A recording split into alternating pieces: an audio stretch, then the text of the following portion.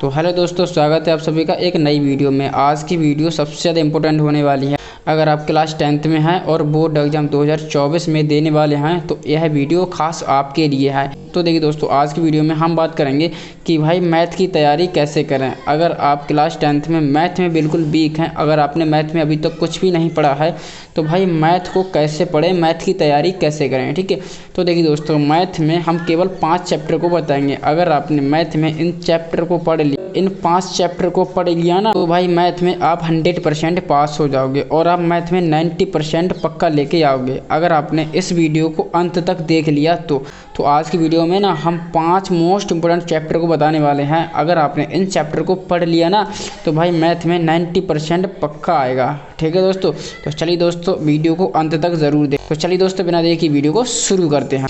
तो देखिए दोस्तों, हमारा अगला टॉपिक है। तो देखिए दोस्तों, अगर आपको मैथ में पास होना है तो भाई आपको मैथ को कैसे सॉल्व करना पड़ेगा। तो भाई आपको मैथ कैसे सॉल्व करोगे, तो इसके लिए आपको क्या करना पड़ेगा। सबसे पहले नंबर पर आपको क्या करना पड़ेगा, फॉर्मूले भाई याद करने पड़ेंगे। जितने फॉर्मूले हैं उनको आपको याद करना पड़ेगा, क्योंकि देखिए दोस्तों, अगर आपको सारे फॉर्मूले याद हो गए ना तो आपकी 50% प्रॉब्लम यहीं पर सॉल्व हो जाएगी।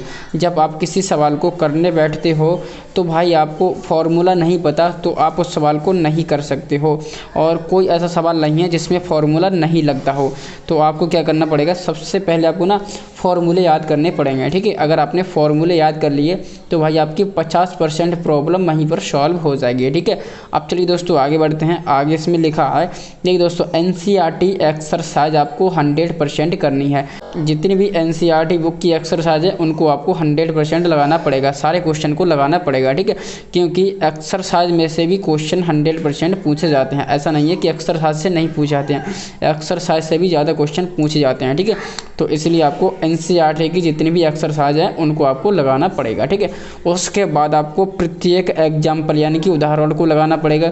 एक्सरसाइज से भी क्वेश्चन आते हैं और उदाहरण भी पूछ लिए जाते हैं। ठीक है, तो इसलिए आपको एक्सरसाइज तो करनी ही करनी है और इसके साथ ही साथ प्लस आपको उदाहरण भी सॉल्व करने हैं। ठीक है, फिर उसके बाद आते हैं इम्पोर्टेंट क्वेश्चन। ठीक है दोस्तों, आपकी बुक में जितने भी इम्पोर्टेंट क्वेश्चन हैं उनको आपको लगाना पड़ेगा, क्योंकि दोस्तों इम्पोर्टेंट क्वेश्चन एग्जाम में 100% आते हैं, इम्पोर्टेंट क्वेश्चन ज़्यादा आते हैं। इसलिए आपको क्या करना है, इम्पोर्टेंट क्वेश्चन पर भी ज़्यादा से ज़्यादा फोकस करना है। ठीक है, तो चलिए दोस्तों अब बात करते हैं आगे। ठीक है, आपको मैथ्स का नोट्स भी बनाना चाहिए। ठीक है, मैथ का नोट्स बनाने से आपको बहुत फ़ायदा होगा। मैथ के नोट से क्या होगा, मैथ के नोट में जितने भी इंपॉर्टेंट क्वेश्चन होंगे वहीं पर आपको मिल जाएंगे। ठीक है, नोट्स बना लेना, नोट्स में इंपॉर्टेंट क्वेश्चन को नोट कर लेना। ठीक है, ताकि आपको एग्जाम के टाइम ये नोट्स ना बहुत ज़्यादा फ़ायदा करेंगे। ठीक है, तो चलिए दोस्तों, अब ये तो होगी मैथ को कैसे तैयार करें। ठीक है, मैथ की आपको तैयारी कैसे करनी है, ठीक है, कैसे करके पढ़ाई करनी है। अब दोस्तों आपको पता होना चाहिए कि बोर्ड एग्जाम 2024 में आपका मैथ का जो पेपर है वो कैसा आएगा। ठीक है, पेपर कैसा आएगा ये आपको पता होना चाहिए। ठीक है, तो दोस्तों आपका जो पेपर आएगा ना उसमें सबसे पहले आपको ना MCQ क्वेश्चन पूछे जाएंगे। MCQ क्वेश्चन, और वो भी 20 नंबर के क्वेश्चन पूछे जाएंगे। 20 प्रश्न होंगे और 20 मार्क्स के पूछे जाएंगे, और वो भी OMR शीट पर पूछे जाएंगे। ठीक है, OMR शीट पर पूछे जाएंगे, 20 MCQ क्वेश्चन पूछे जाएंगे। ठीक है दोस्तों, जो आपका 70 नंबर का पेपर होता है, 20 नंबर के तो आपको MCQ क्वेश्चन पूछे जाएंगे। ठीक है, MCQ क्वेश्चन यानी कि बहुविकल्पी प्रश्न पूछे जाएंगे, और बच्चे 50 प्रश्न। ठीक है, 50 प्रश्न जो आपके सब्जेक्टिव क्वेश्चन पूछे जाएंगे। ठीक है, इसमें सबसे पहले आपको अति लघु उत्तरीय प्रश्न पूछे जाएंगे। ठीक है, अति लघु उत्तरीय प्रश्न 2-2 नंबर के पूछे जाएंगे। ठीक है, 2-2 नंबर के ये प्रश्न उत्तर होंगे। ठीक है, तो आपको अति लघु उत्तरीय प्रश्न भी करना है। ठीक है, फिर उसके बाद आपके ना लघु उत्तरीय प्रश्न भी पूछे जाएंगे। ठीक है, जो आपके 3 से 4 मार्क्स में होने वाले हैं। ठीक है, लघु उत्तरीय प्रश्न, और देखिए दोस्तों सबसे जो लास्ट में है ना दीर्घ उत्तरीय प्रश्न, जिसे आप लॉन्ग आंसर भी कह देते हो। ठीक है, तो इस तरह से आपका पेपर बनेगा। सबसे पहले आपको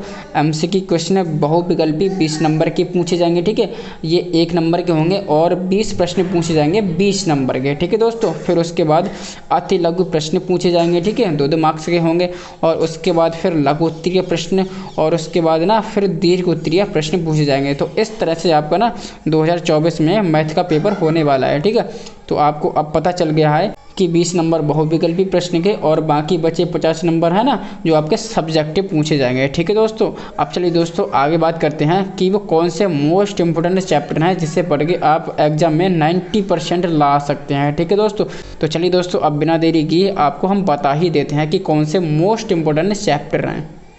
तो देखिए दोस्तों, अगर आपने मैथ में इन 5 चैप्टर को पढ़ लिया ना तो ये दोस्तों बहुत ही मोस्ट इंपोर्टेंट चैप्टर हैं। अगर आपने इनको पढ़ लिया तो भाई आपको पास होने से कोई भी नहीं रोक सकता। ठीक है, तो देखिए दोस्तों जो हमारा पहला चैप्टर है, चैप्टर पहला है, मतलब चैप्टर पहला नहीं है, जिसमें दोस्तों पहला चैप्टर है ना 2 चर वाले रैखिक समीकरण युग्म। ये चैप्टर है ना मोस्ट इंपोर्टेंट चैप्टर है। ठीक है, इसमें जो हमारे क्वेश्चन बनते हैं ना, इसमें आपके बहुविकल्पी भी पूछ लिए जाते हैं, अति लघु भी पूछ लिए जाते हैं और आपके ना दीर्घ उत्तरीय भी पूछ लिए जाते हैं। ठीक है, जो इसमें आपके क्वेश्चन पूछे जाएंगे, आपको ना रैखिक समीकरण को सॉल्व करना आना चाहिए। ठीक है, रैखिक समीकरण सॉल्व करने के लिए आपको 2 विधि आनी चाहिए। ठीक है, देखिए दोस्तों जिसमें आपको ना विलोपन विधि आनी चाहिए। ठीक है, और आपकी प्रतिस्थापन विधि आनी चाहिए।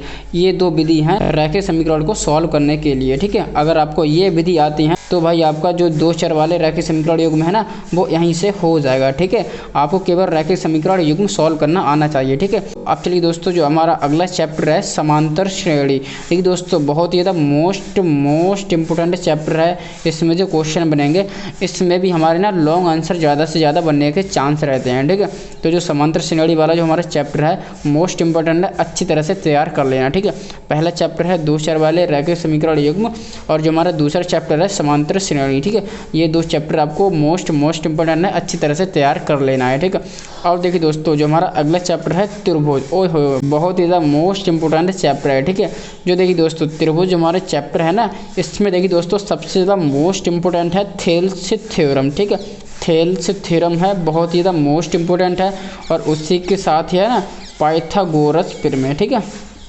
पाइथागोरस जो हमारी प्रमेय है मोस्ट इंपोर्टेंट है। ठीक है, ये 2 प्रमेय आप ना तैयार कर लेना। ये 2 प्रमेय से आपका त्रिभुज जो चैप्टर है ना वो हमारा खल्लास हो जाएगा। ठीक है, इसी से हमारे त्रिभुज चैप्टर से काम चल जाएगा। ठीक है, अब देखिए दोस्तों जो हमारा अगला चैप्टर है ना त्रिकोणमिति, बहुत ही ज़्यादा मोस्ट इंपोर्टेंट चैप्टर है। जितने भी ये चैप्टर है ना बहुत ही ज़्यादा मोस्ट इंपोर्टेंट है। इसमें से क्वेश्चन आपके 100% आएंगे। ठीक है, श्योर है। ठीक है, इसमें से आपके ना क्वेश्चन 100% आएंगे। ठीक है, तो ये चैप्टर आपको ना 100 हर हालत में तैयार करने ही करने हैं। ठीक है, हमारा त्रिकोणमिति वाला चैप्टर है इसको आपको तैयार कर लेना है। ठीक है, और देखिए दोस्तों इसी के साथ जो हमारा एक त्रिकोणमिति का अनुप्रयोग से आप ऊंचाई दूरी नाम दे देते हो, ऊंचाई दूरी वाला चैप्टर है ना वो इसी के साथ है, उसको भी तैयार कर लेना। उसमें से आपका ना एक लॉन्ग आंसर 100% पूछा जाएगा जो आपको ना 6 मार्क्स देने वाले हैं। ठीक है, 6 मार्क्स देखे जाएगा, लॉन्ग आंसर में पूछा जाएगा। ठीक है, तो ये त्रिकोणमिति वाला चैप्टर और त्रिकोणमिति के अनुप्रयोग दोनों चैप्टर को आपको अच्छी तरह से तैयार कर लेने हैं। ठीक है, इसमें से लॉन्ग आंसर पूछने के ज़्यादा से ज़्यादा चांस रहते हैं। ठीक है, फिर उसके बाद जो हमारा लास्ट इंपॉर्टेंट चैप्टर है ना सांख्यिकी। ठीक है, सांख्यिकी में आपको 3 टॉपिक आना चाहिए।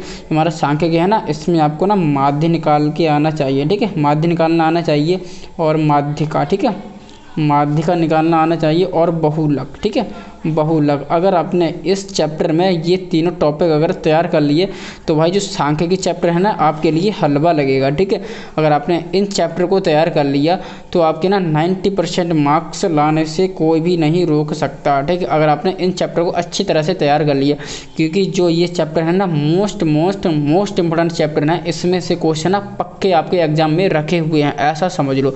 तो सबसे पहले आपको क्या करना है, अगर आपने बिल्कुल मैथ अगर तैयार नहीं किया है तो सबसे पहले ये चैप्टर है ना इन चैप्टर की तैयारी करना शुरू कर दें। अगर आपने इन चैप्टर को तैयार कर लिया तो आपको भाई पास होने से कोई भी नहीं रोक सकता।